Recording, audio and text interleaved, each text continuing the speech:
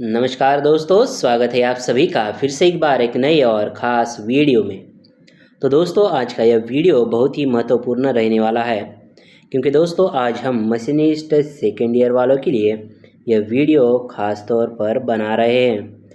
और दोस्तों, क्योंकि यहाँ पर मशीनिस्ट सेकेंड ईयर वालों की बहुत डिमांड आ रही थी, तो चलिए इनके लिए भी यहाँ पर बनाते हैं, और हम भी बनाने वाले ही थे। तो चलिए, आज का यह वीडियो बहुत ही खास रहने वाला है, इसलिए आप इस वीडियो को एक लाइक करें, चैनल को सब्सक्राइब करके बेल आइकन को जो है ऑल के ऑप्शन पर सेट कर दीजिए। देखिए क्वेश्चन नंबर फर्स्ट, और यह जो क्वेश्चन है सीबीटी एग्ज़ाम में आपके पूछे जाएंगे 2025 में। और महत्वपूर्ण क्या है कि यह जो है निमी के क्वेश्चन है और आपको देखने को नहीं मिलने वाले हैं, और यहाँ पर आपको जो है हम आपको बताते हैं। चलिए, Which grinding machine is used for sharpening of a cutter? Cutter को तेज करने के लिए किस ग्राइंडिंग मशीन का उपयोग किया जाता है? सरफेस ग्राइंडर, टूल और कटर ग्राइंडर, पेडेस्टल ग्राइंडर और सिलेंड्रिकल ग्राइंडर। तो यहाँ पर क्या बोल रहा है, कटर को तेज करने के लिए किस ग्राइंडिंग मशीन का उपयोग किया जाता है? तो यहाँ पर इसका करेक्ट आंसर है ऑप्शन नंबर बी, टूल और कटर ग्राइंडिंग मशीन का यूज किया जाता है। Which material is used to make the base of a tool and cutter grinder machine?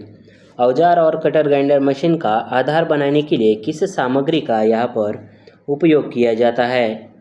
Grey cast iron, low carbon steel, tool steel और bronze. तो यहाँ पर क्या बोला है कि औजार यानी क्या बोल रहा है, टूल और कटर ग्राइंडर मशीन का यहाँ पर बेस बनाने के लिए किस सामग्री का उपयोग किया जाता है? तो ग्रे कास्ट आयरन। एक बात ध्यान में रखिए, ये जो ग्रे कास्ट आयरन होता है ये मैक्सिमम जो है मशीन का बेस बनाने के लिए किया जाता है, इसका उपयोग किया जाता है, क्योंकि यह भारी और होता है नीचे, यहाँ पर जो है बेस बनाने के लिए इसका उपयोग किया जाता है। और दूसरा क्या है, इसमें जो है वाइब्रेशन कम आती है। Which part mounted directly on the top of base in a tool cutter grinder? Tool cutter grinder के आधार के शीर्ष पर कौन सा हिस्सा रखा जाता है? यानी टॉप में जो है यहाँ पर टूल कटर ग्राइंडर के हिस्से में कौन सा हिस्सा रखा जाता है? कॉलम है, सैडल है, टेबल है, व्हील है। तो कौन सा होता है हिस्सा? ऑप्शन नंबर हमारा यहाँ पर बी करेक्ट आंसर हो जाएगा, सैडल। चलिए नेक्स्ट क्वेश्चन देखते हैं। What is the marked as X? यहाँ पर जो इस क्वेश्चन में एक्स के रूप में चिन्हित भाग का नाम पूछा गया है, यह कौन सा भाग है? चलिए ऑप्शन देखते हैं। Centre gauge, filler gauge, pitch gauge, snap gauge. तो यह कौन सा गेज है? यहाँ पर यह जो टेबल पर रखा हुआ है वह कौन सा गेज है? तो यहाँ पर option number A correct answer हो जाएगा, यह सेंटर गेज है। Where is a tooth rest fitted in a tool and cutter grinder? Tool और कटर ग्राइंडर में टूथ रेस्ट कहाँ लगाया जाता है? टूथ रेस्ट अटैचमेंट में, in between centre, tail stock और कॉलम में। तो यहाँ पर टूथ रेस्ट अटैचमेंट में जो है यहाँ पर टूल और कटर ग्राइंडर में टूथ रेस्ट लगाया जाता है। Which is the shape of grinding wheel used for sharpening milling cutter and rimmer? Milling cutter और रिमर को तेज करने के लिए किस ग्राइंडिंग व्हील का उपयोग किया जाता है? Disc, straight cup, flaring cup और डिश। तो यहाँ पर कौन सा आंसर करेक्ट हो जाएगा? जो हमारे मिलिंग के कटर्स और रिमर होते हैं उनको रिशैप करने के लिए जो है यहाँ पर option number C, flaring cup जो है यहाँ पर, या फ्लेयरिंग कप जो है इसका यूज़ किया जाता है। What is the use of work holding device? Work holding device का यहाँ पर उपयोग पूछा गया है, तो जल्दी से बताइए इसका उपयोग क्या है? कार्यखंड को सुरक्षित दूरी पर रखना, कार्य को सुरक्षित दूरी पर रखना, कार्यखंड को स्थिति में रखना, या दूसरा जो है कटर को स्थिति में रखना। तो यहाँ पर वर्क होल्डिंग डिवाइस का उपयोग क्या होता है कि keep the work piece in position, यानी किसी भी पोजीशन में उसको नहीं हिलने देना, या कार्यखंड को या जॉब को जो है उसी स्थिति में बरकरार रखने के लिए जो है वर्क होल्डिंग डिवाइस का उपयोग किया जाता है। How many number of swelling movement in provided with universal voice, universal voice में कितनी संख्या में स्वेलिंग मूवमेंट प्रदान किया जाता है, 2, 3, 4 या 6। तो उसमें कितनी मूवमेंट यहाँ पर जो है प्रदान की जाती है, जो स्वेलिंग यूनिवर्सल वॉइस होता है उसमें। तो यहाँ पर इसका करेक्ट आंसर क्या हो जाएगा, ऑप्शन नंबर सी, 3 मूवमेंट जो है यहाँ पर प्रदान की जाती है। 3 मूवमेंट कौन सा, यहाँ पर एक आगे एक पीछे और दूसरा जो है वह डिग्री में घूमता है। चलिए नेक्स्ट देखते हैं। Which tool is used to form the radius on grinding wheel for radius grinding attachment. त्रिज्या ग्राइंडिंग अटैचमेंट के लिए ग्राइंडिंग औजार पर त्रिज्या बनाने के लिए किस औजार का उपयोग किया जाता है, HSS single point tool, braced single point tool, diamond stick और HCS टूल। तो यहाँ पर क्या बोला है कि त्रिज्या ग्राइंडिंग अटैचमेंट के लिए ग्राइंडिंग औजार यानी टूल पर त्रिज्या बनाने के लिए किस औजार का उपयोग किया जाता है। तो यहाँ पर इसका करेक्ट आंसर क्या है, option number C, diamond stick का यहाँ पर उपयोग किया जाता है। चलिए नेक्स्ट क्वेश्चन देखते हैं।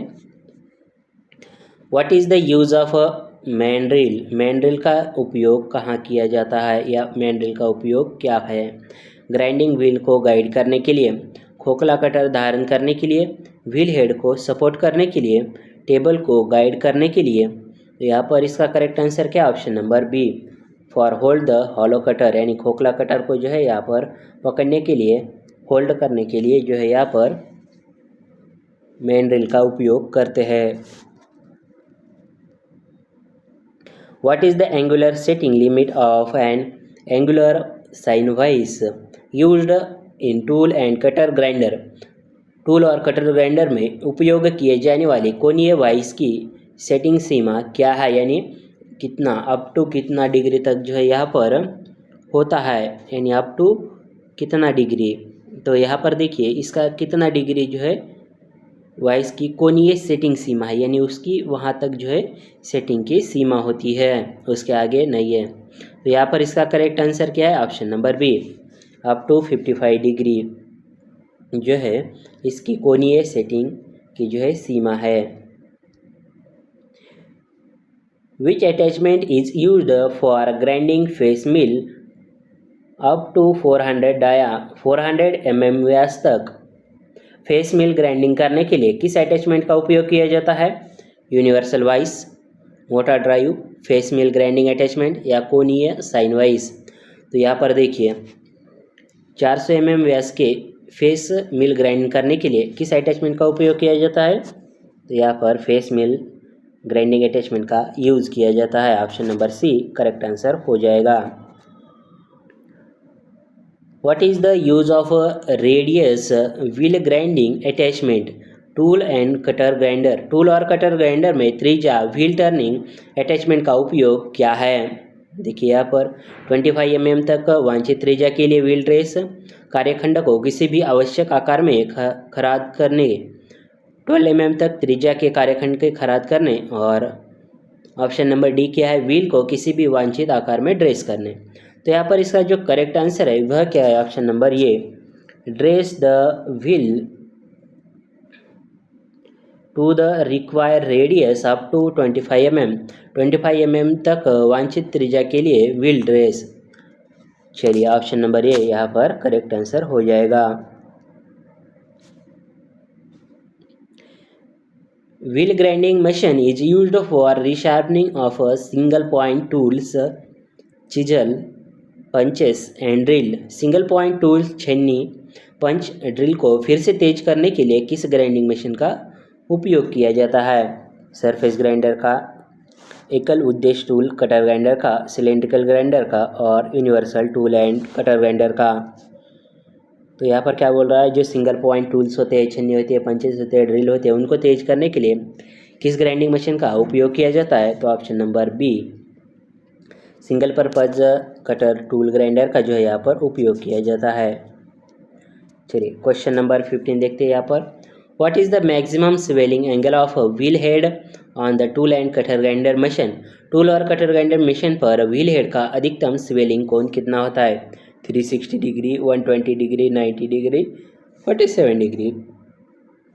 तो यहाँ पर इसका करेक्ट आंसर क्या है? ऑप्शन नंबर वह क्या है? ऑप्शन नंबर ये 360 डिग्री होता है।